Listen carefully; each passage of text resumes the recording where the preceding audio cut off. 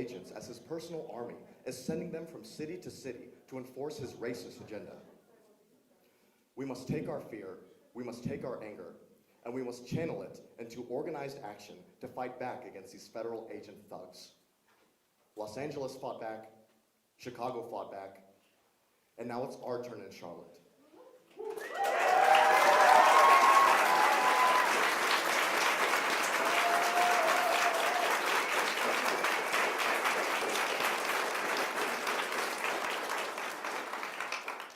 When the people come together, when the people unite and organize, the people win.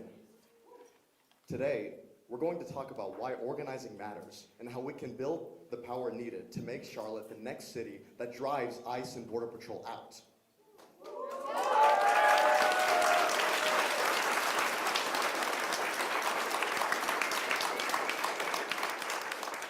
We're going to learn from the victories in Chicago and also our friends in the Triangle to learn how to build our own networks and help grow networks and organizations here in Charlotte.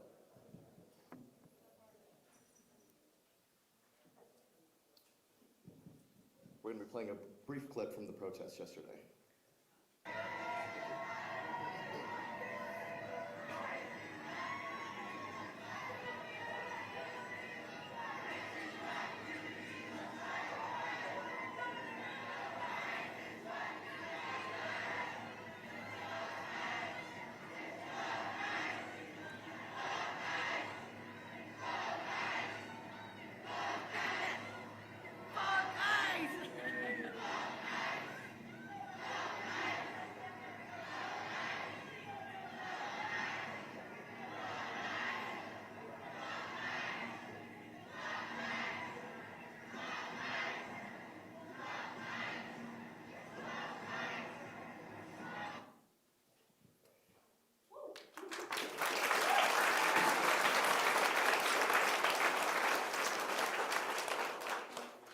That protest yesterday was a show of force, a demonstration of the power we have.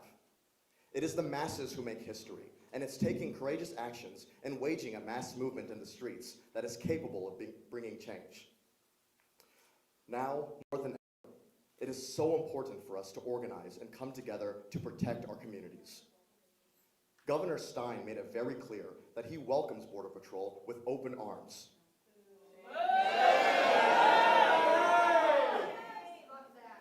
Our government is not going to help us. It is up to us to do the work, to fight the good fight, and show not just Charlotte, but the entire country that we won't back down. Again, we're the Party for Socialism and Liberation. We are a revolutionary political party that believes that with all the crises we face today, cost of living, healthcare, these attacks on immigrants, the solution for all this is a socialist transformation of society that puts people over profit.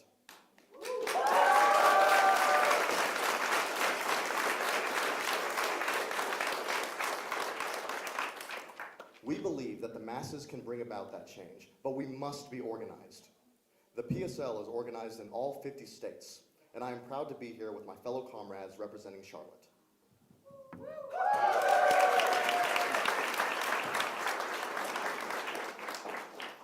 Today, we're going to meet and connect with others who want to defend our immigrant community. We'll discuss the root causes behind this attack on our city and how we can fight back, coordinate outreach sessions to talk to our community, and prepare kits with Know Your Rights information and whistles.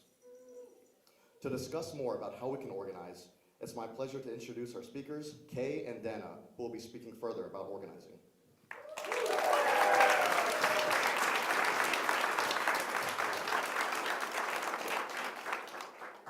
Hello everyone, I'm Kay. I'm just gonna say it one time. El pueblo unido jamás será vencido. El pueblo unido jamás será vencido. One more time. El pueblo unido jamás será vencido. El pueblo unido jamás será vencido. Okay, and I'm gonna ask everybody to come in a little bit if people want to sit down right in the middle.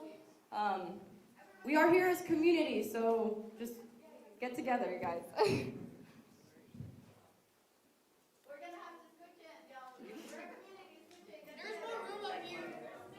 There's some space up here.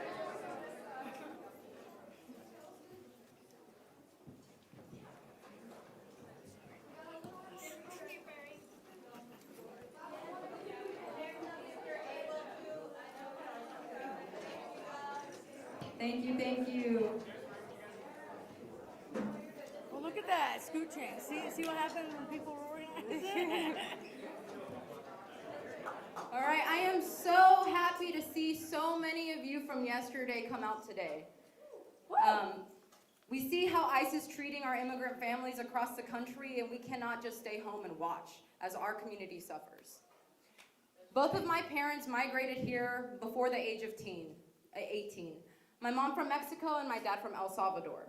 And they were both fleeing the same thing, poverty and violence. They didn't come here because they wanted to. They came here because they had to. They had no other choice. Children of immigrants see firsthand how hard our parents work every day to provide. And growing up in California, they were no strangers to harsh working conditions or racism. With 3 daughters, times weren't always easy. We are living proof that immigrants are not criminals. We saw yesterday, with less than 24 hours of Border Patrol being in Charlotte, the violence they bring with them. Yesterday, Border Patrol went into a church and a grocery store and terrorized kids and workers. Are these really the criminals you're looking for?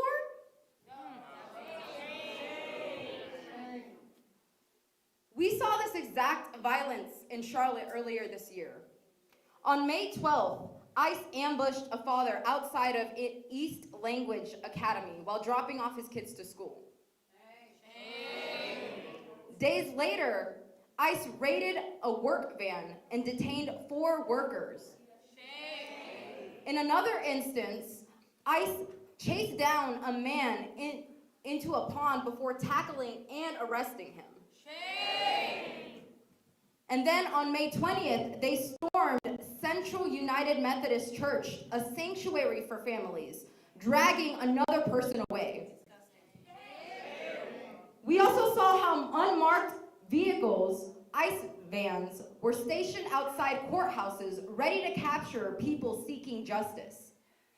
Even if a judge dismisses a case, ICE agents kidnapped people outside just seeking justice. This attack didn't start on Saturday. This attack didn't even start earlier this year. Immigrants and the undocumented community have been scapegoated for years, and North Carolina is no exception to that.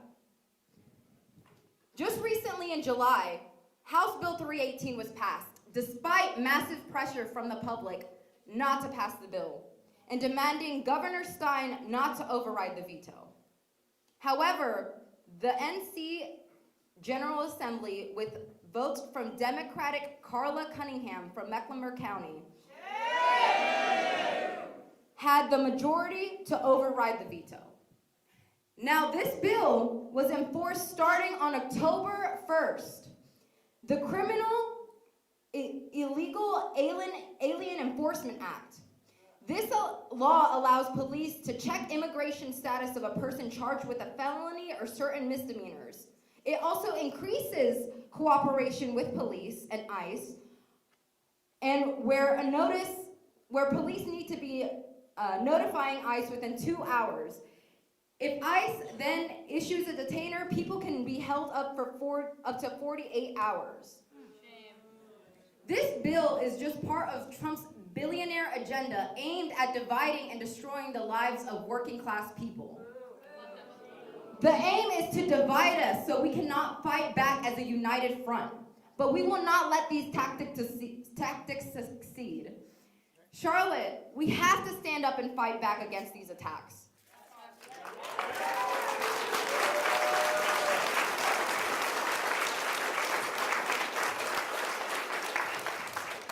We are building a united front to fight back, protect our neighbors, and drive this violent operation out of our city. We're gonna get organized, we're gonna get mobilized, and we're gonna get ready to fight back on every attack on our people.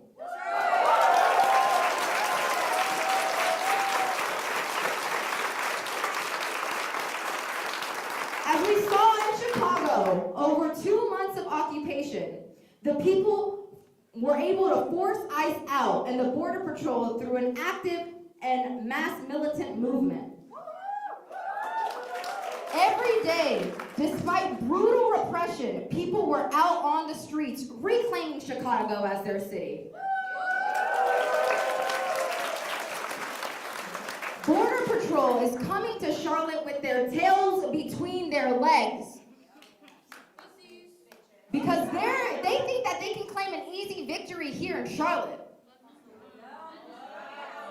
after their embarrassing defeat in Chicago. But just like the people of Chicago fought and won, we can too.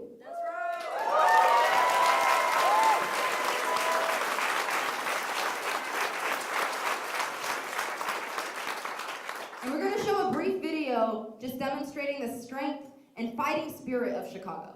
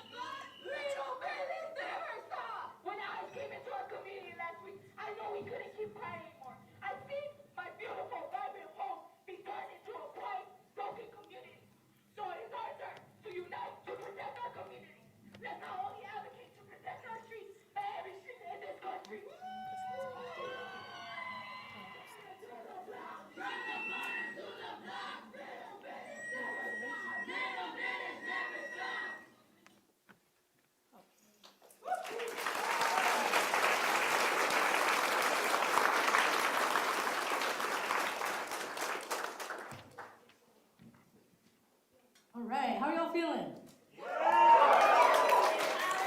Empowered, yeah, y'all ready to fight?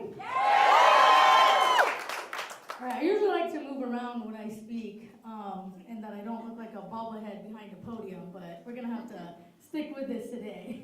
My name is Dana, I'm also a member of PSL, and so I really wanted to get in and talk about the broader picture and really orient us of how we got here today. And it's really important that we always delve into this political education so that it can inform our next steps. And afterwards, after I speak, we'll also have Susanna, who will talk more about our next steps and our outreach plans, as well as share a lot of resources. So, why is Border Patrol coming to our city? Right? To protect us? Right? For public safety? No. They're calling immigrants criminals? Right? We're constantly hearing this in the media and the White House, that immigrants are criminals and that they have to be deported, when literally every study shows the exact opposite, that immigrants actually commit crimes at lower rates than people born here. So if it's not true, then why lie? The liar, yeah. Right? And we've seen this from both the Republican and Democratic Party, right? That there's a role of racism, but we want to dive more into that because there's something deeper playing here. And that immigrants are being scapegoated, right? They're being scapegoated and blamed for problems they didn't cause. They're being scapegoated for economic problems. So let me ask you all here, who here has had to cut back on things that you used to easily afford? Yeah, almost all hands are up. Who has noticed groceries costing way more than last year? Every hand is up. And who's maybe picked up a second job or gig work or extra shift just to stay afloat? Yeah, exactly, right? And right now, actually in the US, over 60% of people live paycheck to paycheck. And we have to be clear, this is not an immigration problem, this is a capitalism problem.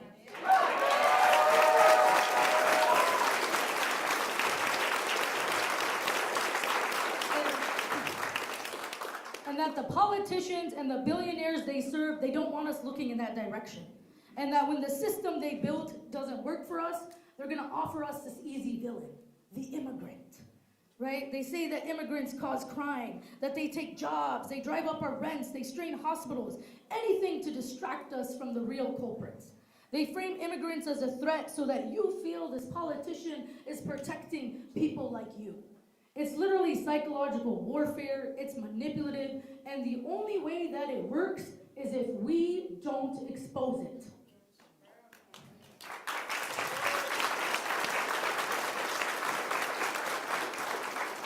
So if you're worried about this idea of this invading horde, right? We're not actually asking who is really responsible for our bills going up, our wages staying low, or our rent eating half the paycheck. That when politicians and the media constantly warn us about this invading horde of immigrants, it creates this fear. And the fear narrows our focus. So when people are scared, they're more likely to look for quick explanations and easy enemies. That instead of looking at the real causes of our economic struggle, corporations raising prices, landlords raising rents, employers keeping wages low, we're encouraged to blame immigrants. It's this classic distraction tactic, right? That you're so busy worrying about the border that you're not gonna bother asking, why did grocery chains raise prices even though they've hit record profits? Why did rent jump 20 to 40% in just a few years? Why can CEOs make hundreds of times their workers' pay while our wages stay flat? So we don't ask these questions because the fear narrative pulls us, our attention into another direction. It's literally a political misdirection. Look over there at the immigrants. Don't look here at the corporations and billionaires who are actually draining your paycheck. Their tactic protects the ruling class. It keeps workers and people divided and confused, and it stops us from organizing together against the real sources of exploitation within this capitalist system. So we have to pause and ask the real questions, the questions that the politicians and the media never want us to ask. Who controls prices? Because it's not immigrants deciding that your milk should cost $5. It's not a farm worker in California deciding eggs should jump 40% in a year. Prices are set by the giant grocery corporations, Kroger, Walmart, Amazon, who are actually making record profits. They raise these prices because they can, and because in a capitalist system, their first obligation is not feeding people, but feeding their shareholders. Who sets the wages? Not immigrants. CEOs do. Your boss decides whether you get a raise this year. Your company decides whether to pay a living wage or to squeeze more labor for less pay. The people cutting your hours or replacing full-time jobs with the gig work are not refugees. They're executives who make more in a day than workers make in a year.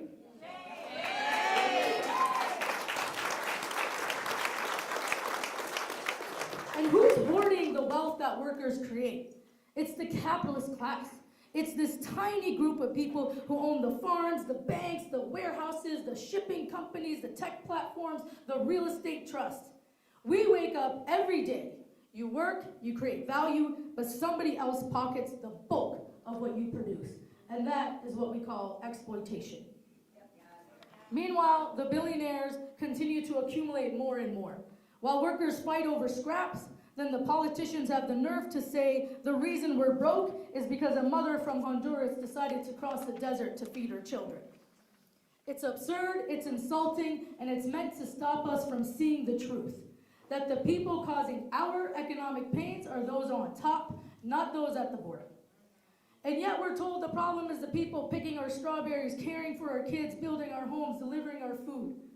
We literally just came out of the longest government shutdown in history, and during this shutdown, politicians were getting paid while flight attendants were forced to come into work and had to resort to credit unions in order to feed their families because they didn't receive a paycheck. Is that right? Is that right? So the ruling class refuses to fund public services while protecting the profits of the rich. And let's be real, we already saw proof that the government can take care of its people when it chooses to. During COVID, suddenly, childcare was free. Rent was paused and evictions were blocked. People got direct checks. Expanded unemployment insurance meant workers could finally breathe. And guess what? The sky didn't fall, the economy didn't collapse, and people were doing better.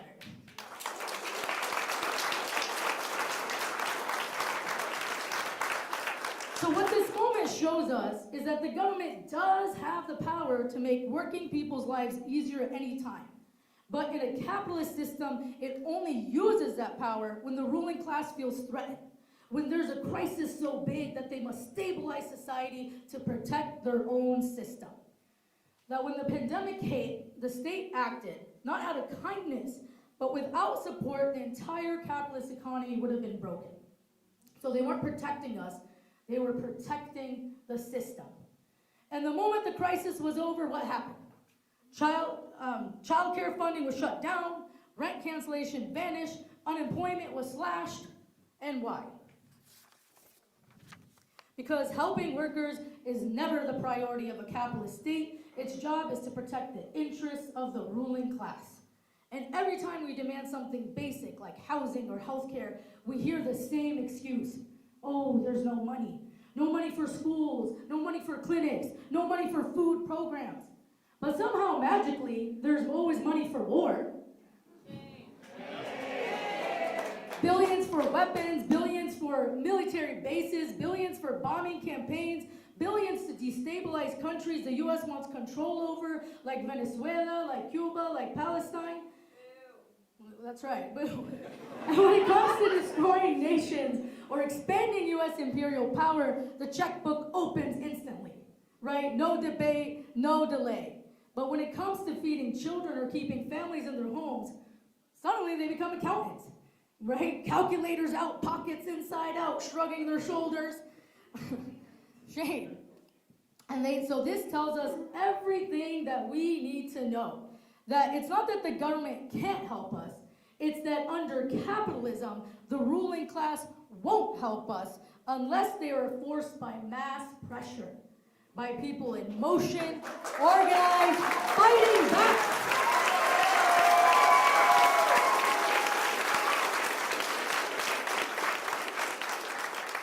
And right now, the US is threatening war with Venezuela again, because the people of Venezuela have dared to try a different system and because the US wants control of their oil. For years, the US has used sanctions to strangle Venezuela's economy, and those sanctions don't hurt the politicians, they hurt the working families of Venezuela. Damn straight.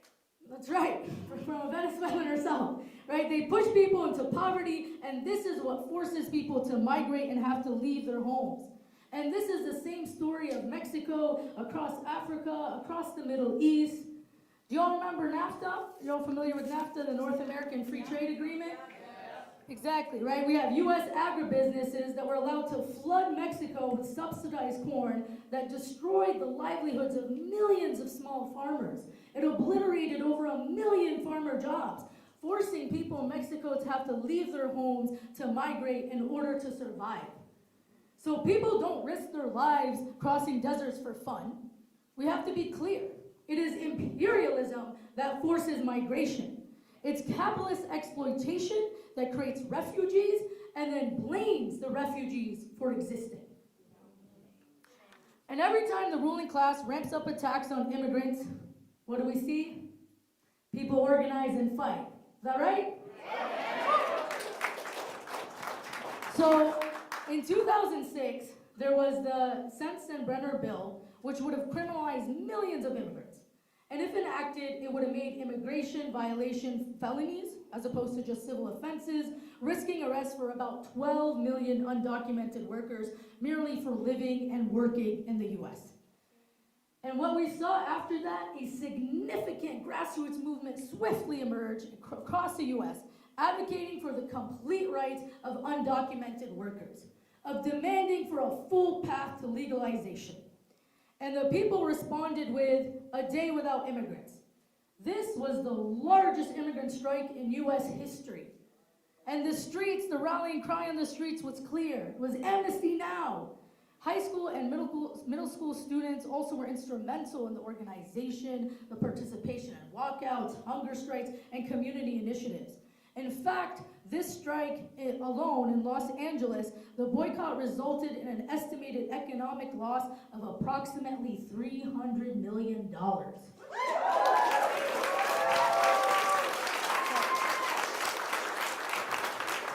And then, of course, the bill was defeated, right? And so it's from that struggle that continued organizing eventually led to DACA.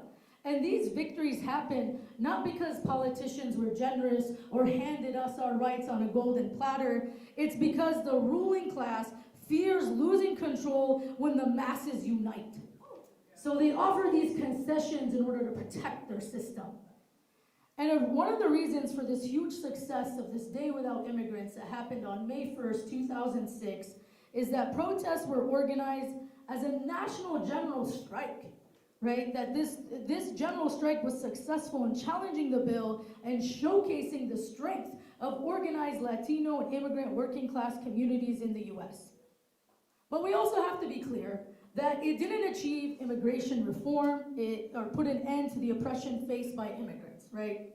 Because a movement consisting of millions of workers does indeed hold significant power, but a movement of tens of millions or even greater is truly unstoppable.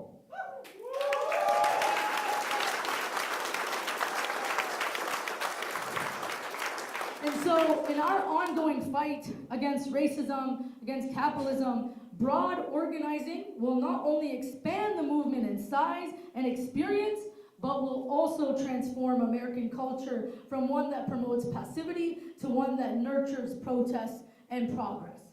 So just like in Chicago, where we saw Border Patrol and ICE terrorize immigrant families, shoot rubber bullets, tase one-year-olds, the people of Chicago defeated Border Patrol through a widespread mass movement. And that's exactly why Border Patrol left Chicago. They didn't leave because it was cold. I don't know if anybody heard that joke, but they didn't leave because it was cold. They left because they were scared of the united, organized masses.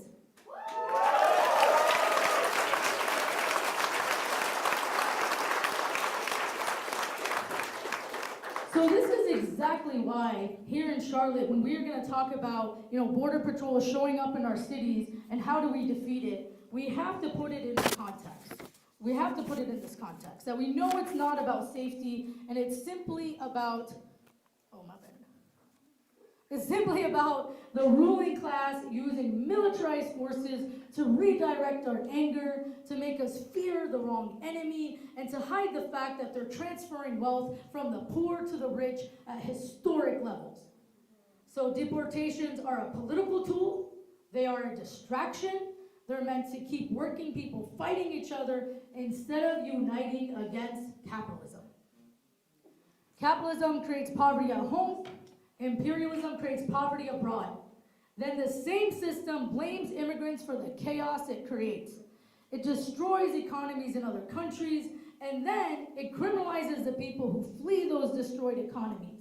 It squeezes workers here with high prices, low wages, and impossible rents.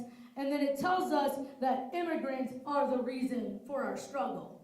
Are we gonna believe that? No! Are we gonna buy into that BS? No! I like that, hell no. Exactly. So while we can't stop deportations and Border Patrol from coming and invading our communities, we cannot stop forced migration unless we confront the root cause, capitalism and imperialism.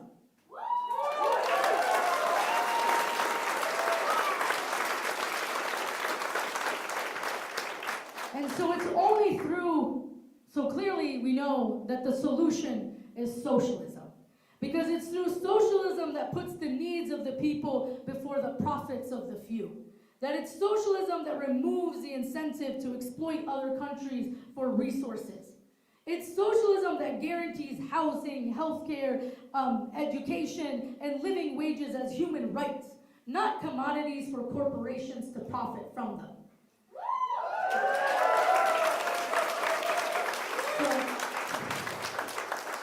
So if we want a world where people don't have to migrate to survive, if we want an economy that serves working people instead of billionaires, if we want safety without scapegoating, then we need a new system. We need socialism. And we build that not by waiting for politicians, but by organizing, educating, and uniting the working class, immigrant and non-immigrants, to fight for a world where no one is disposable and no one is exploited.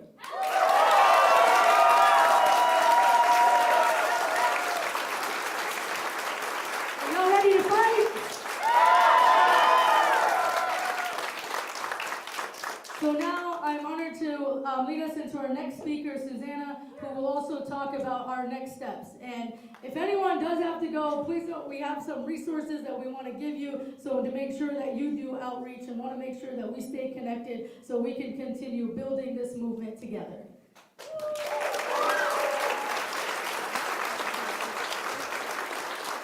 Okay. Sorry, I'm just gonna charge my phone real quick. It's at 1%. Before we get started, could we have everyone kind of scooch in a little bit? I see like the hallway is kind of still full of people, so just like keep moving to the front. Just keep moving to the front. Keep moving. We're all friends here.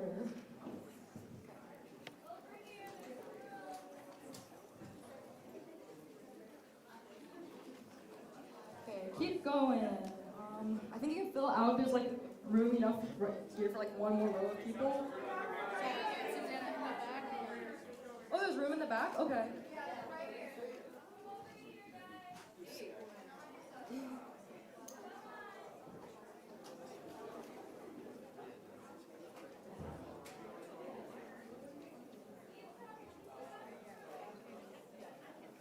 Okay. Give it up again for Dana for that.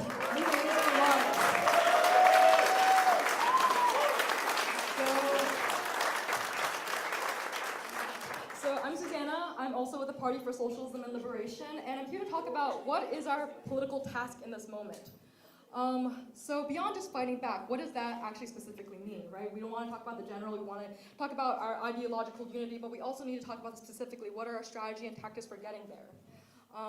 So this is a little quote that I like to ground myself in before kind of thinking about strategy and tactics. Is there someone that would like to read it?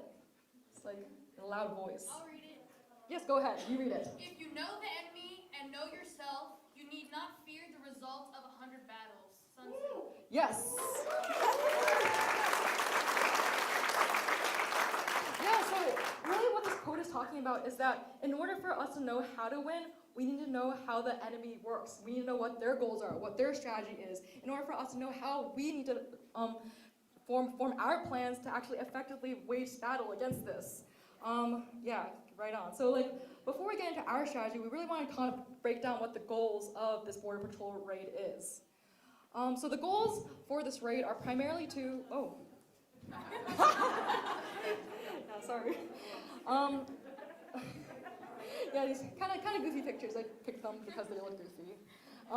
So number one is, first and foremost, as everyone knows, is terrorize Charlotte as easy pickings after their embarrassing defeat in Chicago by the mass movement. As we saw, basically Border Patrol and ICE was occupying Chicago for over 2 months in September through what they're calling Operation Midwood something. I forgot the other word. Midway, sorry, yes. And their intention there was to basically, oh sorry, can people hear in the back? Yes. Okay, oh okay, yes, okay, sounds good. Basically to assert as much political dominance as possible over a quote-unquote blue city, right? Chicago is known to be quite a progressive city. They have a mayor who's openly opposes Trump. And so in order to reinsert his dominance and power as a president, he basically sent a free-range military, which is Border Patrol and ICE, in there to discipline the people. But what happened with the Chicago raid? I think that Dana talked about this, and we saw the videos, is that the people fought back, right? Whenever there is repression, there is resistance, and not only just resistance, but mass resistance. We saw people out there in the street every single day fighting back against Border Patrol. People were coming together. They were organizing meetings of like thousands of people, kind of similar to this one that are happening basically every week to plan out how we do a coordinated mass movement to fight back against the political repression of ICE and Border Patrol.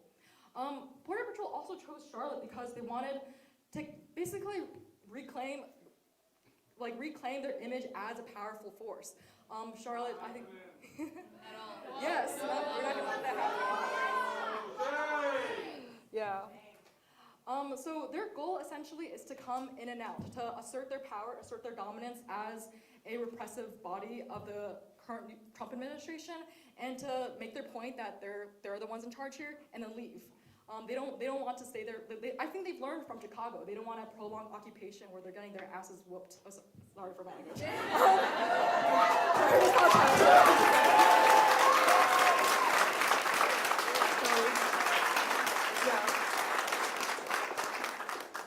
they're getting defeated essentially over a course of 2 months. They want to.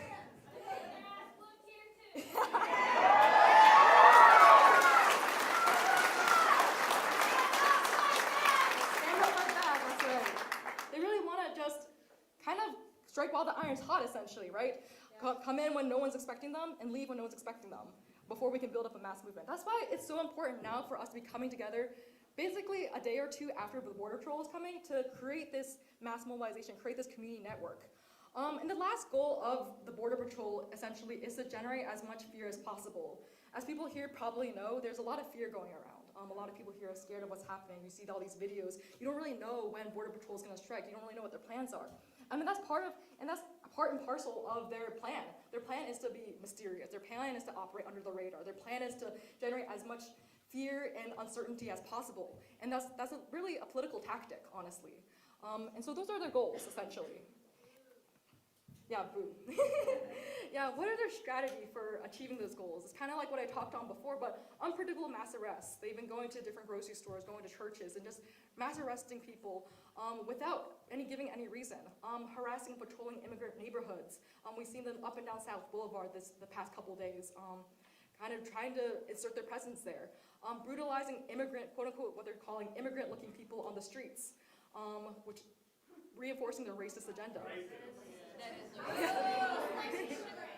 Yes, that is what they said. Yeah, so, and also operating with impunity as federal authorities. They're really flexing their muscles as this free-range military.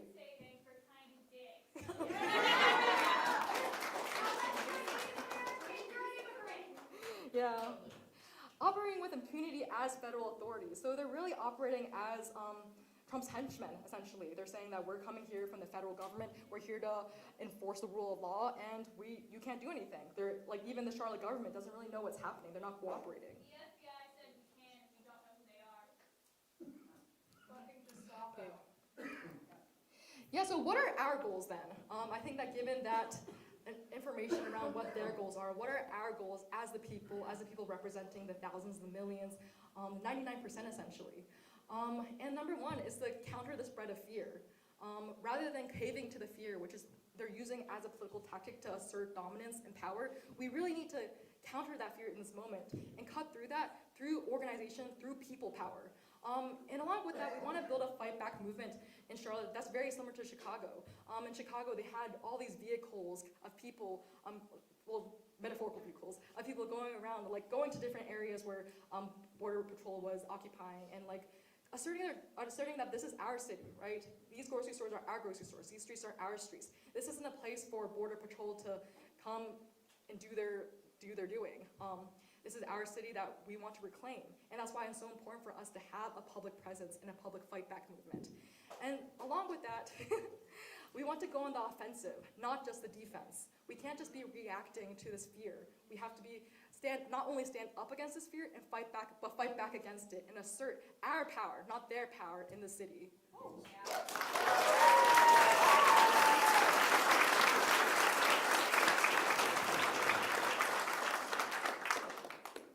So our strategy for this is very similar to what we did yesterday with the protests, where I think thousands of people came out. We want to showcase our collective strength and force. We need to show that there are thousands of people willing to put their neck out there, to organize, to dedicate their time and resources to defending our immigrant brothers and sisters. And not only defending them, but making sure this is a city that we know is run by and for immigrants. And we need to build confidence amongst immigrant neighborhoods. It's kind of similar to the Fight Back movement in 2006 that previously was mentioned, in which millions of people shut down the city of LA in 2006 with Day Without Immigrants, which was honestly, I think, the biggest general strike in US history, which basically fought back against the Sensenbrenner bill, which was a bill that was basically legalizing felonies of people who came here undocumented. So we really need, there's so many possibilities that we can do as people, like what Donna was mentioning, who run this city. We can shut down small businesses. We can really create exacting a cost to this repression, political repression from the Trump administration. And also keep our eyes on the ground to turn situations of fear in which like Border Patrol are flexing their muscles or like going up and down streets into moments to agitate and fight back.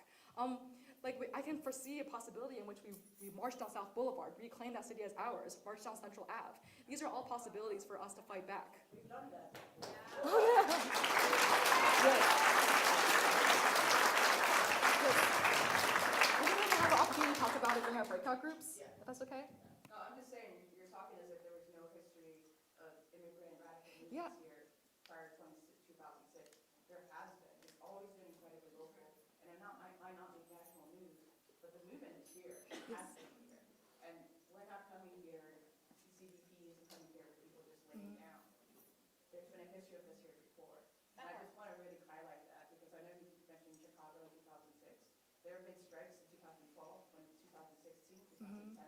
All of that shuts down Central Avenue all the way to Marshall Park. So I do really want to highlight that this is great and people are really activated, but there is a foundation for this work that we can continue to build on. And not mentioning it or erasing it is also going to be detrimental to the work we're doing in the future. Yes, thank you for that. Thank you for that. 100% agree. I think thank you so much for mentioning that. I think this is something that's really important for us to really reclaim also, especially as someone who wasn't there around those time. I think it's very important for people like you to be talking about those things and highlighting that. I'd appreciate that. So kind of going back to the tactics, mass mobilizations I think are important because they showcase our collective force and strength.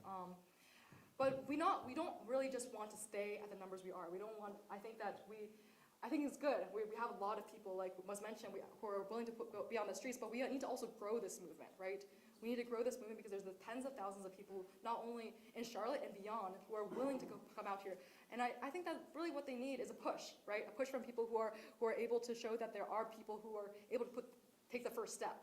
And show the Border Patrol and the Trump administration that with repression, resistance only grows. Repression doesn't silence people. Repression instead makes people louder. And I think that's something that we also need to always remember.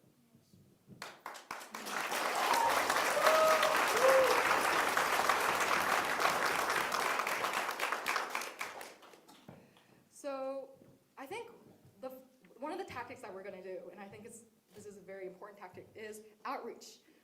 Going out on the streets and talking to people. This is the bread and butter of organizing, right? Organizing is built on millions of conversations. And so what we want to do is really build a consistent and trustworthy presence in targeted areas.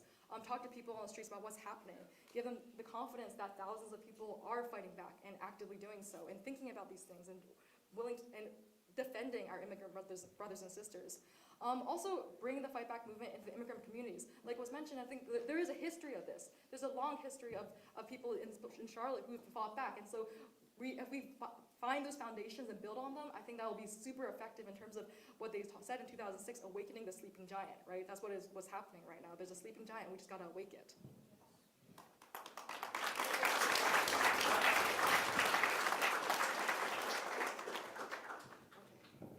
So we kind of want to break up into discussions to kind of digest some of this information and also feel free to bring up other resources and access to the organizations that you have in these small group discussions and talk about them. We'll be taking notes as well so that we keep track of everything. So maybe what the plan is six groups? Okay, the resource slide first? Okay. Okay. Do you want to talk about it?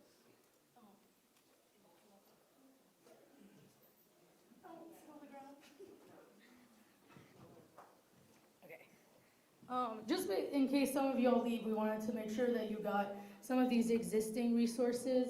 So actually today at 6:30, there is an online ICE verifier training with Carolina Migrants Network. They also have a WhatsApp link that, I'm sorry I didn't put it on there, but you can email Carolina Migrants Network to get their WhatsApp so that you can be added to it. It's better than their text system. They advise for people to join their WhatsApp. There is also a ICE verifier training tomorrow hosted by Siembra, so you can go to defendandrecruit.org. And then also do make sure to record the number of the hotline. This is the ICE hotline that Carolina Migrants Network has been building for a long time. And so not everyone can see it, and I will tell you the number. It's 704-740-7737.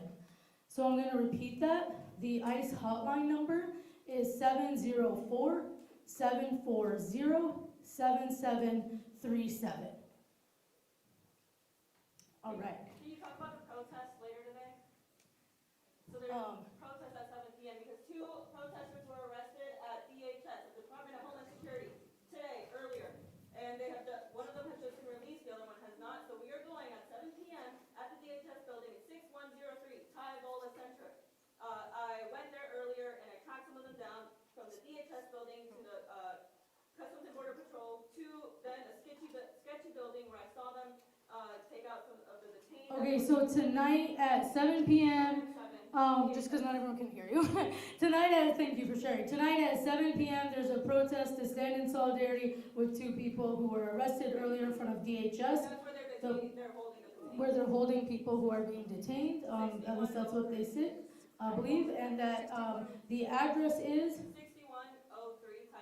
6103 Tyvola Center. And it's really important for us in this moment to remember, like we are going to see, as Susanna was describing, to further repression, because the capitalist system is extremely violent, right? And the only way that we can defeat it is that if we stay united, and we come together, because we are obviously in no way strength as the capitalist class, but we do have our strength in numbers. And so it's really important that we continue to exercise unity and to stay together, because that's how we can defeat these racist thugs once and for all.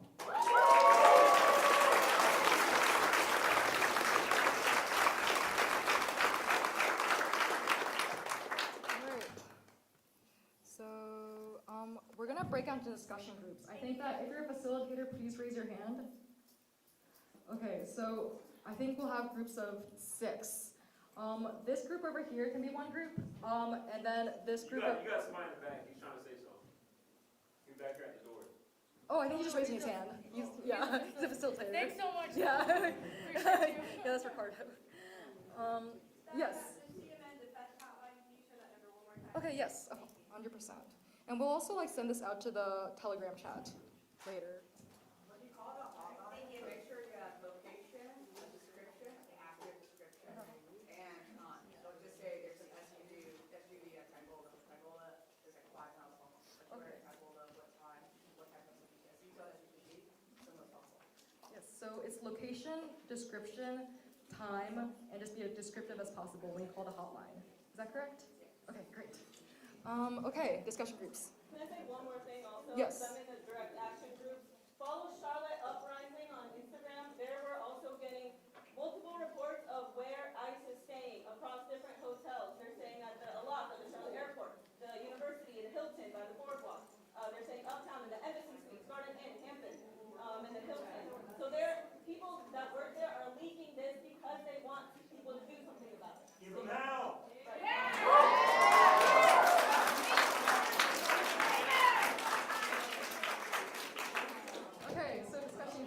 So there's a group over here. I think that's one discussion group. There's a group on the left. I guess you're right. On the front 3 rows.